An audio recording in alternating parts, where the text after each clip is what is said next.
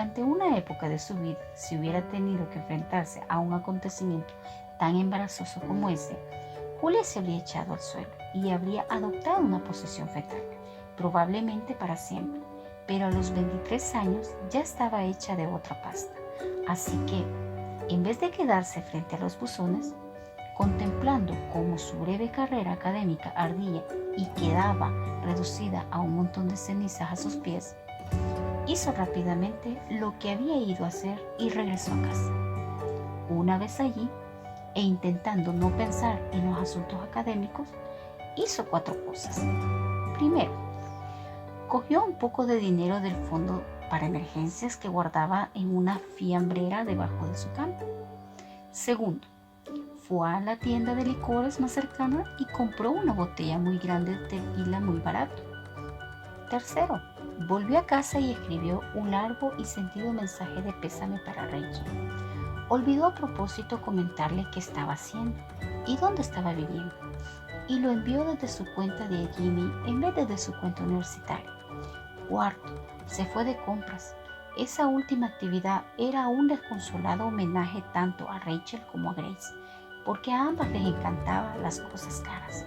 En realidad, Julia era demasiado pobre para ir de compras. Cuando se mudó a Sellersville y conoció a Rachel durante su primer año de instituto, no podía permitirse comprar nada, de la misma forma que tampoco podía permitírselo en esos momentos. Con la beca de estudios que le habían concedido, a duras y penas llegaba al fin de mes y no podía trabajar para complementar sus ingresos, porque como estadounidense con visado de estudios eran muy pocas las tareas que podía realizar. Mientras paseaba lentamente frente a los bonitos escaparates de la calle Blow, pensó en su vieja amiga y en su madre sustituta. Se paró delante del escaparate de Prada, recordando la única vez que había ido a comprar zapatos de marca con Rachel. Julia todavía conservaba esos zapatos negros de tacón de aguja, guardados en una caja al fondo del armario. Solo se los había puesto una vez, la noche en la que descubrió que estaba siendo traicionada.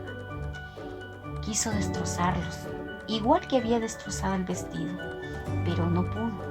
Los zapatos habían sido un regalo de bienvenida de Rachel. No sabía que iba a encontrarse ella en casa. Luego se detuvo una eternidad delante de la tienda Chanel y lloró recordando a Grace. Recordó que siempre la recibía con una sonrisa y un abrazo cuando iba de visita. Recordó que cuando su verdadera madre murió en trágicas circunstancias, Grace le dijo que la quería y que le encantaría ser su madre si a ella le apetecía. Y había sido una madre mucho mejor de lo que Sharon lo fue nunca, para vergüenza de Sharon y pena de Julia. Cuando se le agotaron las lágrimas y las tiendas cerraron, regresó a casa lentamente y empezó a torturarse diciéndose que había sido una mala hija adoptiva, un desastre de amiga y una boba insensible, a la que no se le ocurría asegurarse de que un trozo de papel estaba en blanco antes de dejárselo firmado a una persona cuya querida madre acababa de morir. ¿Qué habrá pensado al ver la nota? Más animada después de un chupito, 2 o 3 de tequila, Julia se permitió seguir haciéndose preguntas. ¿Qué debe de pensar de mí ahora? Se planteó hacer el equipaje y coger el primer autobús que se dirigiera a Sellersville para no tener que enfrentarse a él. Se sentía avergonzada por no haberse dado cuenta de que Gabriel Emerson estaba hablando de Grace aquel horrible día al teléfono, pero no se le había pasado por la cabeza la posibilidad de que el cáncer de esta se hubiese reproducido, y mucho menos que hubiese muerto. Aquel día estaba muy preocupada por haber empezado su relación con el profesor con tan mal pie. Su hostilidad la había pillado por sorpresa, pero todavía la había sorprendido más verlo llorar. Y lo único que había podido pensar había sido en consolarlo. Esa idea se había impuesto a todas las demás, y ni siquiera la había dejado preguntarse por la causa de su dolor. No había bastado con que acabaran de romperle el corazón con la noticia de que su madre había muerto. sin haber podido despedirse de ella, ni decirle que la quería. No había sido suficiente con que alguien, probablemente su hermano Scott, hubiera discutido con él por no haber vuelto aún a casa. No, cuando destrozado y llorando como un niño había abierto la puerta del despacho para irse corriendo al aeropuerto, se había encontrado con su nota de consuelo y con lo que Paul había escrito por el otro lado. Estupendo. A Julia le sorprendía que el profesor no lo hubiese expulsado del curso en aquel mismo momento. Tal vez ni reconocido. Un nuevo chupito de tequila le permitió formular esa idea, pero ninguna más, porque cayó al suelo desmayado. 2 semanas más tarde, cuando fue a revisar su casillero en el departamento, Julia se encontraba ligeramente mejor, aunque como si estuviera esperando en el corredor de la muerte. Sin posibilidad de indulto. No se había marchado a casa. Julia se ruborizaba con facilidad y era muy tímida, pero también era una persona muy tenaz y testaruda, y deseaba con todas sus fuerzas estudiar la obra de Dante. Si tenía que inventarse un cómplice sin identificar para liberarse de la pena de muerte, estaba dispuesta a hacerlo. Aún no se lo había dicho a Paul todavía. «Julian, ¿puede venir un momentito?», le preguntó a la señora Jenkins, la encantadora auxiliar administrativa, ya entrada en años desde su escritorio. Julia se acercó dócilmente. «¿Has tenido algún problema con el profesor Emerson?». «Yo... no lo sé», respondió ruborizándose y mordiéndose el interior de la mejilla. «He recibido 2 correos electrónicos urgentes esta mañana, pidiéndome que concierte una cita para que te reúnas con él en cuanto regrese. No suelo recibir ese tipo de encargos. Normalmente, los profesores prefieren acordar sus propias citas cuando les conviene. Por alguna razón, Emerson insiste en que sea yo quien fije la tuya y en que quede reflejada en tu expediente». Julia sintió, sacando la agenda de la mochila, tratando de no pensar en lo que el profesor debía de haber dicho de ella en esos correos. La señora Jenkins la estaba mirando expectante. «¿Qué tal mañana?». Su fingida calma se devoró. «¿Mañana? El señor Emerson regresa esta noche y propone reunirse contigo mañana a las 4 en su despacho. ¿Te va bien? Tengo que enviarle un mensaje de confirmación». Julia sintió y anotó la cita en su agenda, como si lo necesitara para recordarse. No dice de qué trata, pero sí que es importante. «Me pregunto a qué se referirá», comentó la señora Jenkins distraída. Julia acabó sus asuntos de ese día y regresó a casa para hacer las maletas.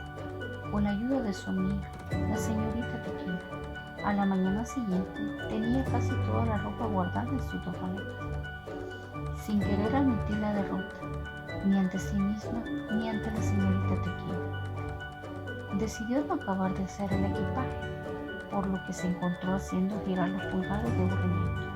Necesitaba ocupar el tiempo de alguna manera, así que decidió hacer lo que cualquier estudiante perezoso que se apreciara haría en esa situación.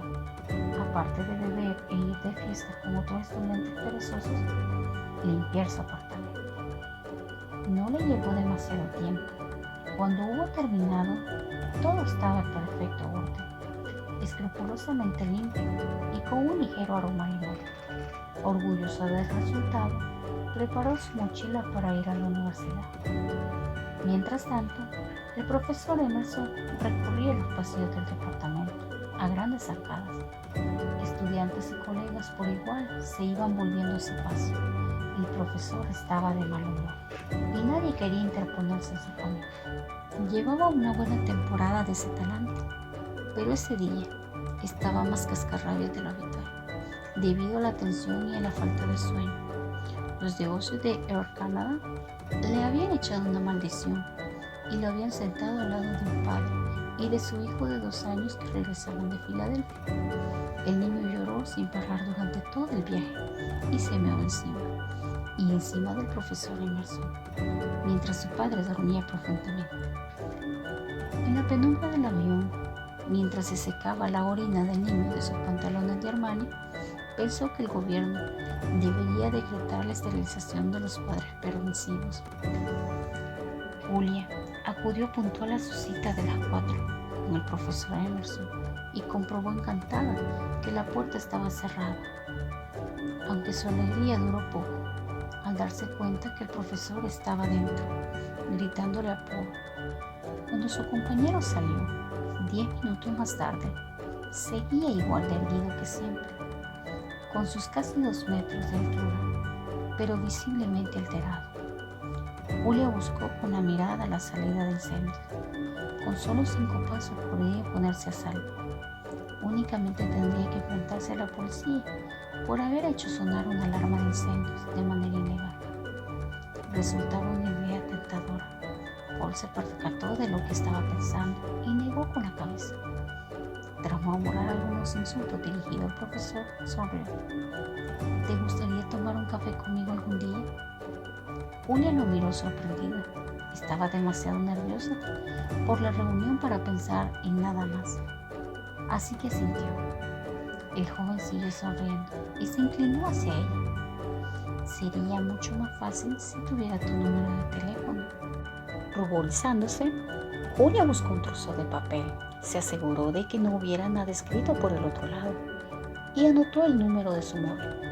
Paul, cogiendo la nota y, tras echarle un vistazo, le palmeó el hombro. Machácalo, conejito. Ella no tuvo tiempo de preguntarle porque creía que su apodo era o debería ser conejito, ya que una voz atractiva pero impaciente dijo: ahora, señorita Mitchell. Julia se detuvo en la puerta, insegura. El profesor Emerson parecía cansado, tenía ojeras oscuras y estaba muy pálido, lo que hacía que pareciera más delgado. Mientras revisaba un documento, se pasó lentamente la lengua por el labio inferior. Ella se le quedó mirando, hipnotizada por su boca sensual. Tras un momento, logró apartar la vista, haciendo un gran esfuerzo, y se fijó entonces que llevaba gafas. Nunca antes lo había visto llevarlas. Tal vez solo se las pusiera cuando se notaba la vista cansada. El caso es que ese día sus penetrantes ojos quedaban medio ocultos tras un par de gafas de Prada. La montura negra contrastaba con el castaño de su pelo y el azul de sus ojos, atrayendo las miradas. Julia se dio cuenta de que no solo no había visto nunca a un profesor tan atractivo, sino que tampoco se había encontrado con uno tan elegante. Podría haber sido el modelo de una campaña publicitaria de cualquier marca cara, algo que no muchos profesores universitarios podrían decir, ya que estos no suelen ser admirados precisamente por su buen gusto a la hora de vestir. Julia lo conocía lo suficiente como para saber que tenía un temperamento impredecible y también que, al menos en los últimos tiempos, se había vuelto un maníaco de los buenos modales y el decoro. Sabía probablemente que no le parecería mal que se sentara en una de las 2 butacas de piel sin esperar a que le diera permiso, sobre todo si se acordaba de ella. Pero teniendo en cuenta que la había llamado señorita Mitchell, prefirió esperar. Por favor, siéntese, señorita Mitchell, dijo él con una voz fría como el hielo, señalando una silla metálica de aspecto incómodo. Suspirando, Julia se dirigió hacia la rígida silla de equilla que estaba frente a una de sus enormes estanterías empotradas. Hubiera preferido sentarse en cualquier otro sitio, pero no le pareció sensato discutir por eso. Acerque la silla. No pienso estirar el cuello para hablar con usted. Ella se levantó para obedecer y, con los nervios, se le cayó la mochila al suelo. Hizo una mueca y se ruborizó al ver que algunos de los objetos que llevaba dentro iban a parar debajo de la mesa del profesor Emerson, incluido un tampón, que fue rodando hasta detenerse a 1 centímetro de su cartera de piel. Tal vez pueda marcharme antes de que se dé cuenta. Avergonzada, se agachó y empezó a recoger sus cosas, pero cuando estaba terminando, una de las correas de la vieja mochila se rompió y todo volvió a caer al suelo con gran estrépito. Julia se dejó caer de rodillas mientras sus papeles, El iPod, el móvil y una manzana verde se esparcía por la bonita alfombra persa del profesor. Oh, dioses de las estudiantes recién licenciadas y patosas, matadme por favor ahora. ¿Es usted humorista, señorita Mitchell? Julia enderezó la espalda al oír su sarcasmo y lo miró a la cara. Lo que vio en ella estuvo a punto de hacerla llorar. ¿Cómo alguien con un nombre tan angelical podía ser tan cruel? ¿Cómo una voz tan melodiosa podía ser tan despiadada? Por un momento se perdió en las profundidades heladas de sus ojos, añorando la época en que la había mirado con amabilidad. Pero en vez de rendirse a la desesperación, respiró hondo y pensó que no le quedaba más remedio que aceptar que Gabriel Emerson había cambiado, por mucho que le doliera y decepcionara. Sin decir nada, negó con la cabeza y volvió a recoger las cosas del suelo. Cuando le hago una pregunta, espero que me responda. Pensaba que a estas alturas ya había aprendido la lección, dijo él, antes de volver a examinar el expediente que tenía en las manos. Tal vez no sea tan brillante como dice aquí. Disculpe, doctor Emerson, preguntó Julia con voz suave pero decidida. No sabía de dónde había sacado el valor, pero dio gracias a los dioses de las estudiantes recién graduadas por si acaso. Profesor Emerson, si no le molesta, replicó malhumorado. Doctores los hay a patadas, incluso los quiroprácticos y los pediatras se consideran doctores. Harta de ser humillada, Julia trató de cerrar la cremallera de la mochila, pero por desgracia también se había roto. Conteniendo el aliento, trató de volverla a la vida maldiciendo en voz baja. ¿Podría dejar de pelearse con esa ridícula abominación de bolso y sentarse en la silla como una persona? Al darse cuenta de que estaba poniéndose de nuevo furioso, Julia dejó su ridícula abominación de bolso en el suelo y se sentó en la incómoda silla. Cruzó las manos sobre el regazo para no empezar a retorcérselas y esperó. Al parecer, sí se considera usted una humorista. ¿Le pareció que esto era divertido?, preguntó, lanzándole una hoja de papel que fue a parar al suelo, casi junto a los pies de ella, calzados con zapatillas deportivas. Al agacharse para recogerla, vio que era una fotocopia de la terrible nota que le había dejado el día en que Grace había muerto. Puedo explicarlo, fue un error. Yo no lo escribí por los dos. No me interesan sus excusas. Le dije que viniera a verme después de la clase y no se presentó. Es que estaba usted hablando por teléfono. Tenía la puerta cerrada y... No tenía la puerta cerrada. La interrumpió él, lanzándole lo que parecía una tarjeta de visita sobre la mesa. ¿Y esto también le parece gracioso? Julio la cogió y ahogó una exclamación. Era una tarjeta de pésame, de las que acompañan las flores que uno envía a un funeral. Os acompañan el sentimiento. Por favor, aceptar mis condolencias. Con cariño, Julia Mitchell. Al levantar la vista, vio que estaba tan furioso que casi escupía al intentar hablar. Ella parpadeó rápidamente, tratando de explicarse. No es lo que cree, solo quería darle el pésame.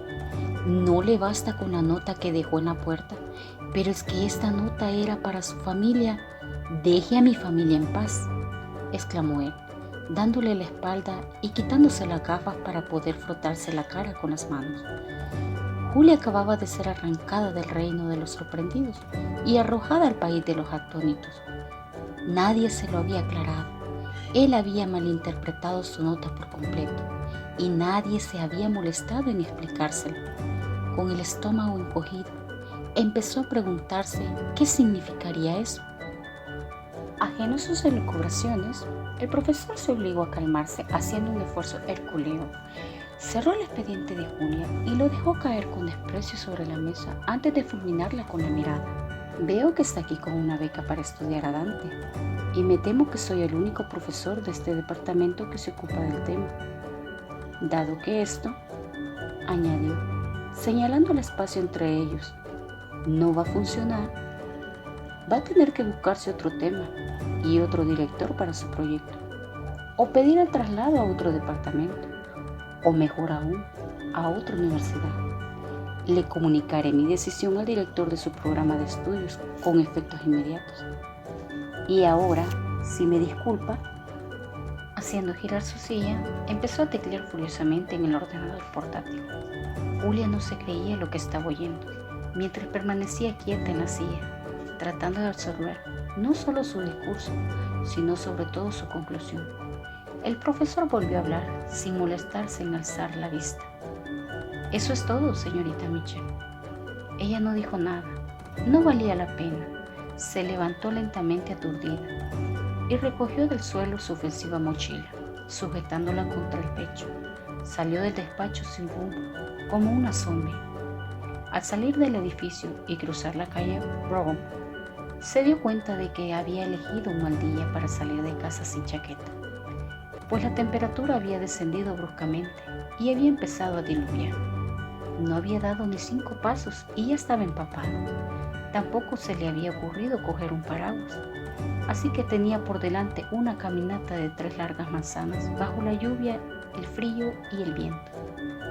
Oh dioses del karma y de las tormentas eléctricas, tened piedad de mí. Mientras caminaba, se consoló pensando que su ridícula abominación de mochila le estaba sirviendo para la noble tarea de tapar lo que la camiseta y el sujetador empapados no podían estar cubriendo ya. Chúpate esa, profesor Emerson.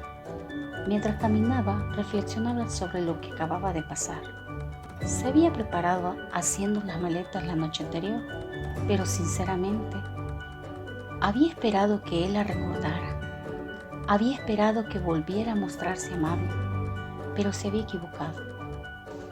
No le había dado oportunidad de explicar su colosal metedura de pata con la nota. Y, para empeorar las cosas, había malinterpretado sus intenciones al ver las flores y la nota, y la había expulsado del curso. Todo había terminado. Ahora tendría que volver a la casita de Tom, en Saint Globe, con el rabo entre las piernas, y cuando él lo descubriera, se reiría de ella. Los dos se reirían de ella juntos, de la tonta de Julia. ¿Había creído que podía marcharse de Saint Globe y convertirse en alguien? ¿Pensaba que podía llegar a ser profesora universitaria? ¿A quién quería engañar?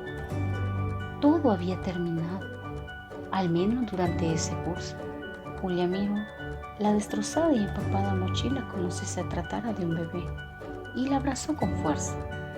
Tras su despliegue de torpeza e ineptitud, ya no le quedaba nada, ni siquiera su dignidad, y haberla perdido delante de él después de todos esos años era demasiado. No podía soportarlo. Se acordó del solitario tampón debajo del escritorio y supo que cuando él se agachara para recoger su cartera, la humillación de ella sería completa. Al menos no estaría allí para presenciar su reacción de sorpresa y de asco. Se lo imaginó desmayándose de disgusto. Literalmente, se lo imaginó tumbado sin sentido sobre la preciosa alfombra persa. A unas 2 manzanas de su casa tenía la larga melena castaña pegada a la cabeza y sus pies chapoteaban dentro de las zapatillas deportivas. Era como si estuviera debajo de un canalón de agua. Los coches y autobuses pasaban por su lado mojándola aún más, pero ella no se molestaba en apartarse de las olas que levantaban. Al igual que los disgustos que daba la vida, Julia simplemente los aceptaba.